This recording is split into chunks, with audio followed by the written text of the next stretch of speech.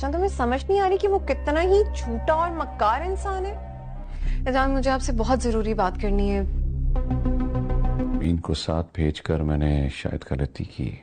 اسی لیے تو میں کہہ رہی تھی میں عدران بھائی سے بات کر لیتی ہوں کہ تم نے مجھے روک دیا. بتاؤ مجھے کیا کیا ہے کمال نے؟ آئی ہوپ آپ میری اس بات کا یقین کرو گے. میں اپنے میکے کے مسئلوں سے باہر نکلے گی نہیں. سمین مجھے کمال کے بارے میں آپ سے کچھ بات کرنی ہے. مجھے کیا اندازہ تھا کہ وہاں جا کر بھی اپنے بزنس کی آپ فکر مت کیجیے.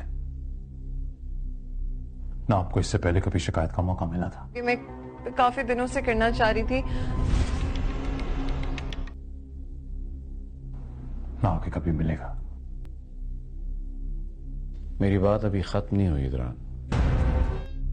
عدران السلام علیکم. سمرین جیسے ہی کمال کے بارے میں عدران کو بتانے کے لیے کال کرتی ہے. سمرین کہتی ہے کہ میں بہت دنوں سے آپ کو کمال کے بارے میں کچھ بتانا چاہ رہی ہوں، لیکن اس سے پہلے کہ وہ عدران کو کمال کی حرکتوں کے بارے میں بتا پاتی، کمال چھپکے سے اس کے روم میں آ کر دروازہ لاک کر لیتا ہے اور سمرین کو خوف زدہ کرنے کی کوشش کرتا ہے. وہ بیچاری ڈر کے مارے کال کاٹ دیتی ہے اور عدران کو کچھ نہیں بتاتی. اس کے بعد جب اپنے مائکے جاتی ہے تو اس کی بہن اسے کہتی ہے کہ میں نے تو آپ کو پہلے ہی کہا تھا کہ میں خود عدران بھائی کو سب کچھ بتا دیتی ہوں، لیکن آپ نے مجھے ابھی تک روک رکھا ہے. لیکن آپ یاد رکھیں کہ ایسا نہ ہو کہ کمال کی حرکتوں کو چھپا کر ہمیں ہی بدنامی کا سامنا کرنا پڑے. اب پتہ نہیں یہ بات سمرین کے پلے کیوں نہیں پڑ رہی، حالانکہ یہ بات تو ہمیں بھی سمجھ آ رہی ہے. اس کی اس خاموشی سے آگے جا کر ان دونوں بہنوں کو ہی مصیبتوں کا سامنا کرنا پڑے گا، کیونکہ اب تو سمرین کے سسر بھی یہ کہہ رہے ہیں کہ جب سے سمرین اس گھر میں آئی ہے اپنے ہی مائکے والوں کی مسئلوں میں الجھی ہوئی ہے، اور اس کا سارا اثر عدران پر بھی ہو رہا ہے کیونکہ وہ اپنے بزنس پر فوکس نہیں کر پا رہا. لیکن عدران کہتا ہے کہ آپ بزنس کی فکر مت کریں، آج سے پہلے بھی میں نے کبھی شکایت کا موقع نہیں دیا اور آگے بھی نہیں دینے والا.